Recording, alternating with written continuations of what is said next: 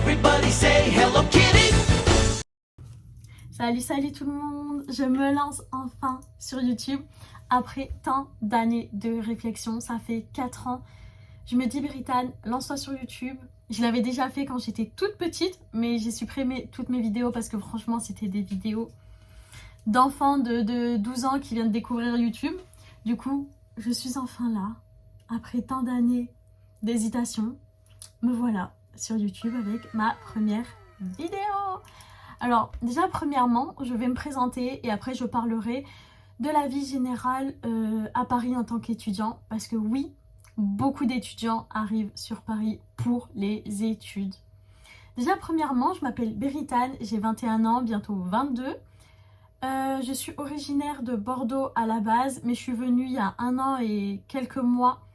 Ça fait 1 an et quelques mois, je suis venue sur Paris pour mes études, pour faire un BTS tourisme. Après mon bac, j'ai fait un bac gestion administration à Bordeaux et c'était pendant la période du Covid. Du coup, moi qui voulais chercher une alternance et un BTS en tourisme sur Bordeaux pendant le Covid, c'était raté.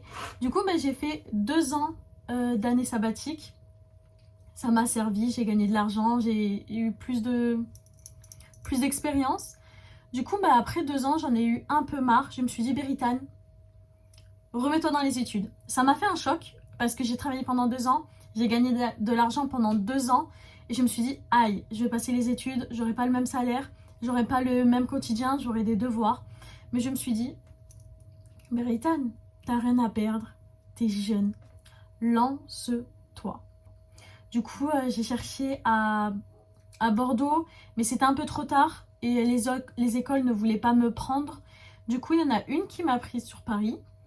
Je suis partie et ils m'ont accepté bien gentiment. Après des entretiens, des tests en anglais, des tests en espagnol, je suis enfin présente. J'étais enfin présente dans ma classe de BTS Tourisme qui a commencé le 1er juin. Je m'en souviendrai toute ma vie parce que je me suis dit à quel moment on commence l'école le 1er juin.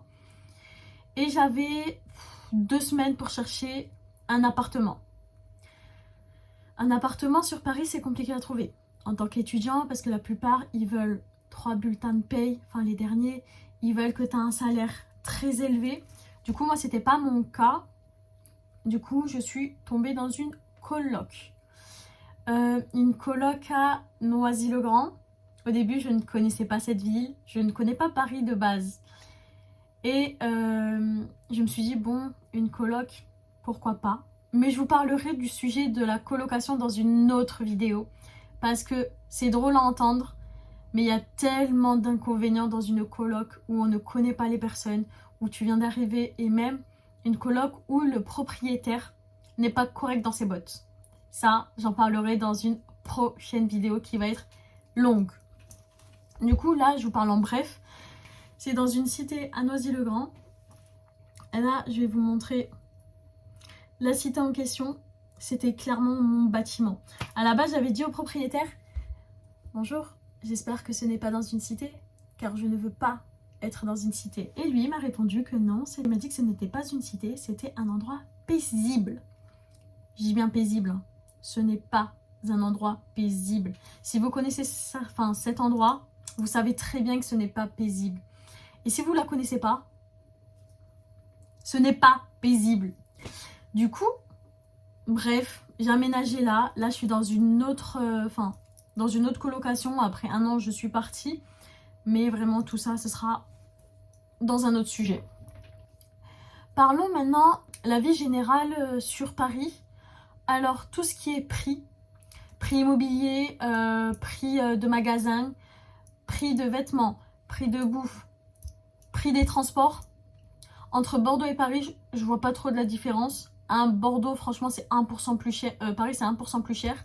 Mais je la vois pas tant que ça, en fait, la différence, que ce soit dans les magasins ou tous les trucs que je viens de citer.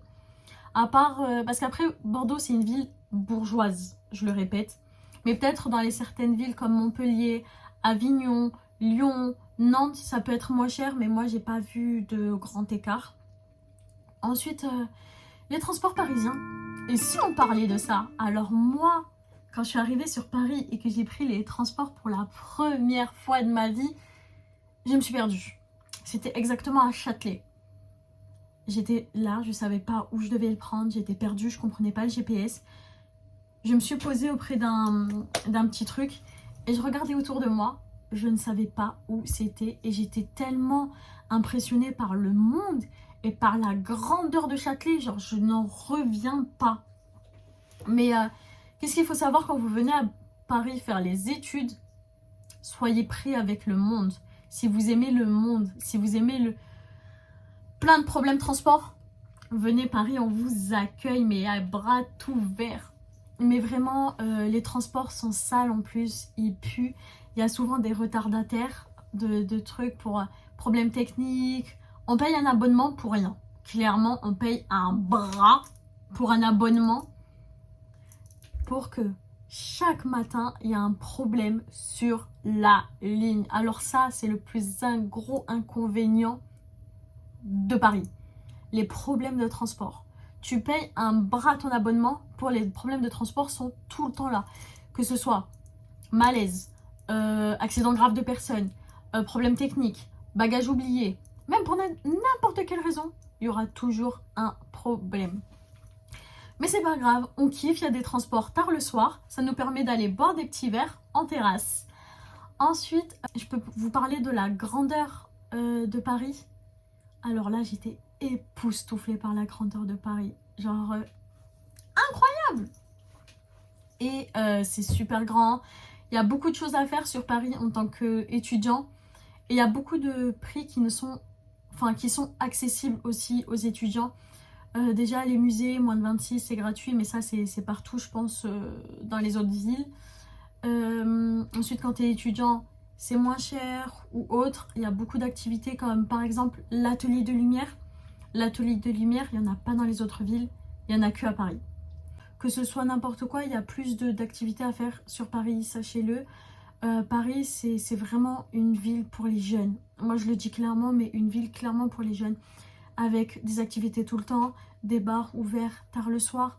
Ça peut être n'importe quoi, mais franchement, cette ville, si vous aimez les grandes villes, mais venez à Paris. Il y a tellement d'opportunités, que ce soit pour le travail, etc. Bon, je suis bien d'accord, les alternances, enfin trouver une alternance, c'est très compliqué. Mais ça, c'est compliqué partout. Mais il y a plus de chances à Paris, vu que c'est une plus grande ville. Il y a beaucoup plus d'entreprises. Moi, je vous dis, si vous aimez les grandes villes, si vous aimez si vous aimez découvrir de nouveaux endroits, venez sur Paris. Franchement, c'est quelque chose d'incroyable. Et moi, franchement, je le vis très très bien. Je pensais que j'allais mal le vivre.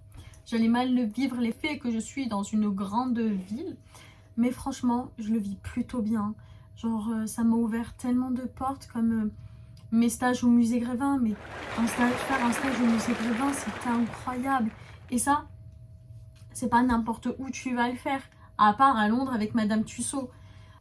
Aussi, la chose que j'aime le plus à Paris, c'est Paris la nuit, entre la Tour Eiffel qui scintille, la bonne ambiance, de la musique. Mais vraiment, c'est tellement... Je trouve que c'est une ville de stars, je le dis clairement. Au plein milieu de la nuit, tu verras des petits artistes chanter.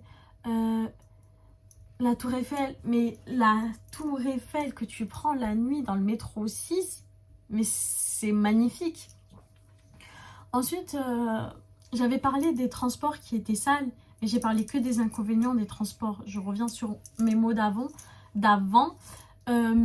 Les transports, quand il y a des gens qui chantent, mais alors ça, un jour j'ai pris les transports, je pense que c'était dans la 9 ou la 6, je me souviens plus, mais il y avait un artiste. Quand je vous dis qu'il y avait un artiste, il chantait d'une douceur, il faisait de la guitare d'une douceur. Franchement, il y en a qui sont un peu blasés en général de voir ce genre de personnes chanter ou faire leur speech, que ce soit pour chanter, dire des mots d'amour. Je sais qu'il y en a certains qui n'aiment pas, qui veulent leur tranquillité, prendre les transports tranquilles. Mais ne leur en voulez pas, ce genre de personnes, parce que eux, ils aiment être comme ça, ils aiment montrer leur musique. Et il y a des personnes qui sont dans le métro, dans le RER, qui aiment énormément voir ce genre de personnes. Moi, je vois des genres de personnes comme ça, danser, mettre de la musique, écouter de la bonne musique. Franchement, c'est incroyable. C'est pas dans toutes les villes où tu vas avoir ça, sachant que dans les rues de Paris, où les gens se disent « Bon, je vais essayer de faire de la musique ». dans les métros. J'espère que ça patientera les gens qui attendent leur arrêt.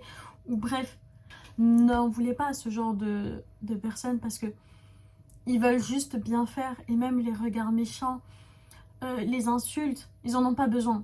Peut-être, vous savez pas la vie des gens. Certes, vous êtes blasé, mais faites pas attention, ou changez de wagon, ou mettez vos écouteurs. Mais franchement, ce genre de personnes, c'est une pépite. Genre, ils sont tous souriants, ils font leur musique, ils gênent personne, genre, ils vous agressent pas, il y a rien. Et ce genre de truc, c'est incroyable. Ou même les danseurs. Moi, je m'en souviens que j'ai pris le RER A, parce que ma cité, du coup, elle est à Noisy-le-Grand, du coup, je devais prendre le RER A. Et il y a un chanteur, enfin, il y a un danseur, je le voyais tous les jours. Tous les jours, je le voyais, il s'amusait, il dansait, il avait la joie de vivre. Et ces personnes-là, on peut pas mal les regarder ou les juger, en fait. Ils sont là, ils extorisent, bref, leur truc comme ça. Ils montrent ce qu'ils aiment faire. Et franchement, ne leur en voulez pas. J'espère que cette vidéo vous a plu. J'espère que ça vous a un peu motivé pour venir sur Paris ou même partir de Paris. Enfin, je peux pas savoir ce que vous aimez le plus, les grandes villes, les petites villes. En tout cas, moi je vous fais des gros bisous. N'hésitez pas encore à liker ma vidéo et me dire ce que vous avez pensé. À la prochaine! Let's all cheer, say Hello Kitty.